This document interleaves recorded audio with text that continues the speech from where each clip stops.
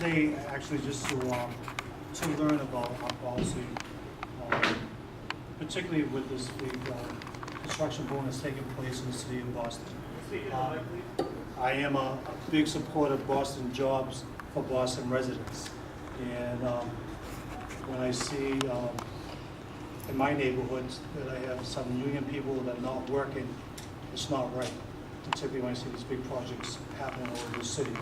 So I'm here to. You gotta speak up. I can't. I'm sorry. I have a little cold and sore throat. So I'm here to learn, and I want to work with the unions to make sure that Boston residents get jobs. So thank you. Thank you, Councilor Lamartina. And I want to thank all my colleagues for being here with me. Councilor Arroyo, welcome. Did you want to make an opening statement?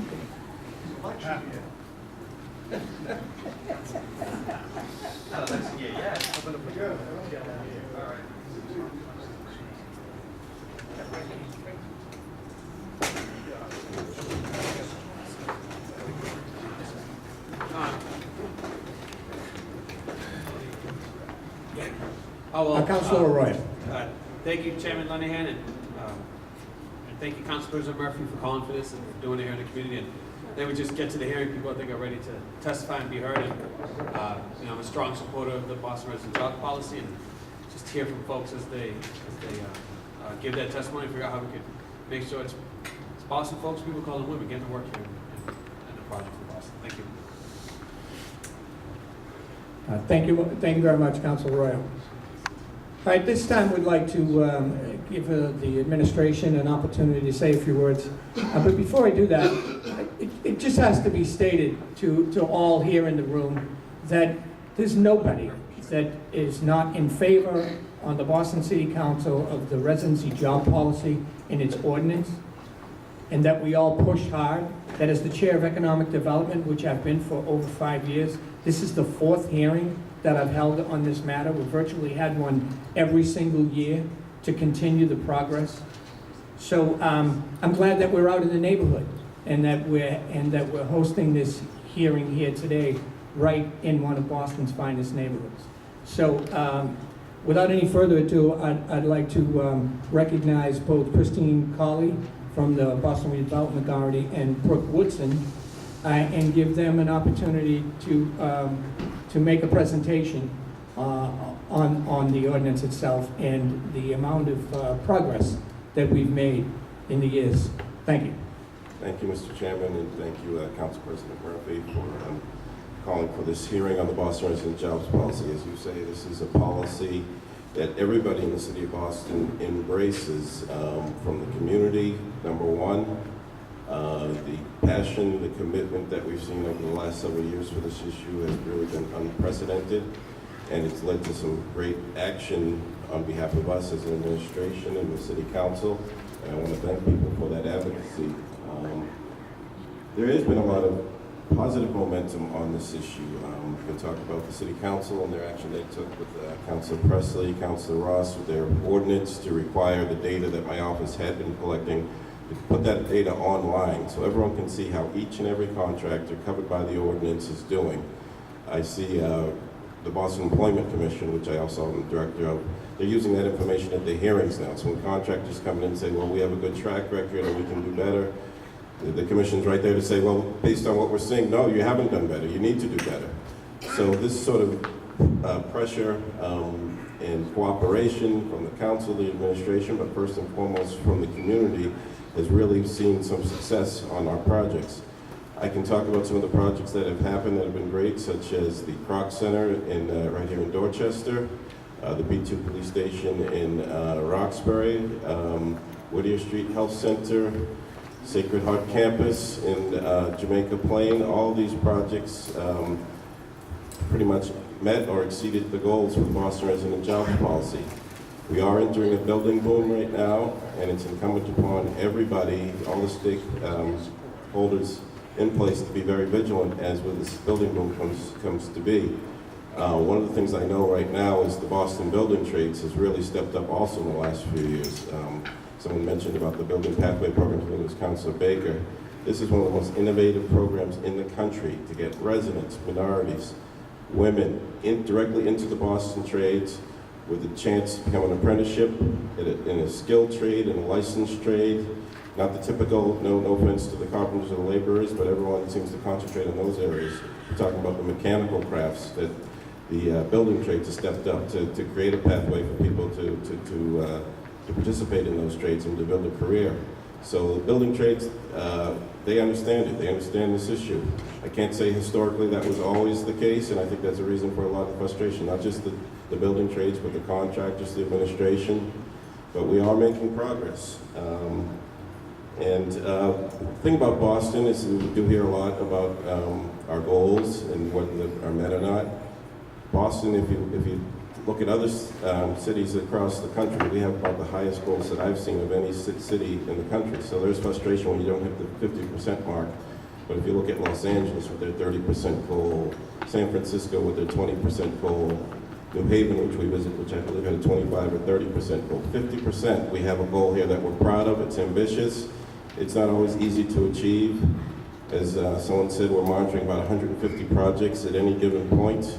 This can be large projects downtown to smaller projects right in our neighborhoods. Me and my staff, we do the best we can to stay on top of each project. You can see by the data online that each and every project is getting tracked.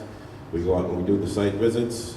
The contractors are non-compliant, so we will ask that their payments be withheld, as we had with one in Councilor Baker's district last year at Wainwright Park right here in Dorchester, where there's a New Hampshire contractor bringing in, non-union contractor bringing in an entire crew of people from New Hampshire.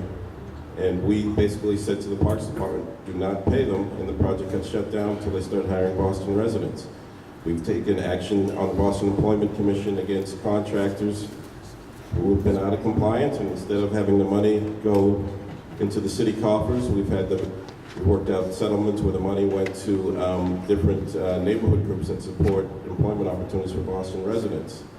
One thing we have to be wary of, though, is that there is a lot of litigation in this area. And this isn't just some far-off flung thing that's happening. It's happening right here in Massachusetts, where there is a non-union association that is going around suing cities in Massachusetts for their residency programs. And they're succeeding with these lawsuits. It happened in the city of Lowell, happened in the city of Worcester. Last year it happened in Fall River. Just this past April, the Quincy resident program was eliminated. They get a temporary injunction that halts the program from being applied to any project. So we have to be fair and balanced as we monitor and enforce these projects. I know the frustration in the community is often great. We see the levels of unemployment in some of our poor communities. Those are the communities we try to be the most vigilant about enforcing this policy. And we're going to continue to do that, but we also have to be mindful of the legal worries that are very, very real in regards to this issue. So those are the major highlights that my office has been working on, Mr. Chairman. Thank you. Thank you, Brooke. Good evening, Mr. Chair. Good evening to everyone who's here. Thank you all very much for coming out for this hearing. I can only reflect on Brooke's comments also that we do understand that jobs are the main issue. They've been the main issue in the national campaign, and we feel that they also should be the main issue here in the city of Boston. I can give you a couple of statistics that I think will show you the major impact that the recession did have on the city. In 2010, which was the year when we saw the biggest drop in the number of hours, we went down to 700, and this is for the BRA numbers only, not the city.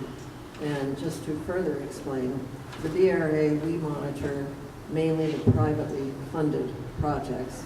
99% of the projects that we monitor are privately funded, and Brooke's office, through the city, monitors city projects where there might be federal, state, local money in those projects. I know it can be a little bit confusing when you go online and you see I'll take that. two I'll do it by columns, hand. two rows of Yeah, statistics. it's just split. I believe on the Okay, I left-hand got it. side are the city numbers, and on the Yeah, right-hand recorded. side are the BOA numbers. However, that's indicated on the face page of that. So again, starting with 2010, we went down to 764,000 hours. How's this? Better? How's this? All right. All right?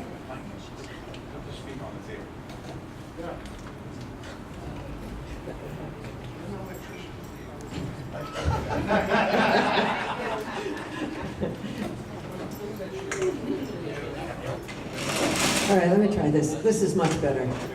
You can hear me in the back now? Yeah, it helps if the speaker is Just set it up on this. off the It's floor. in council's black bag. Black bag.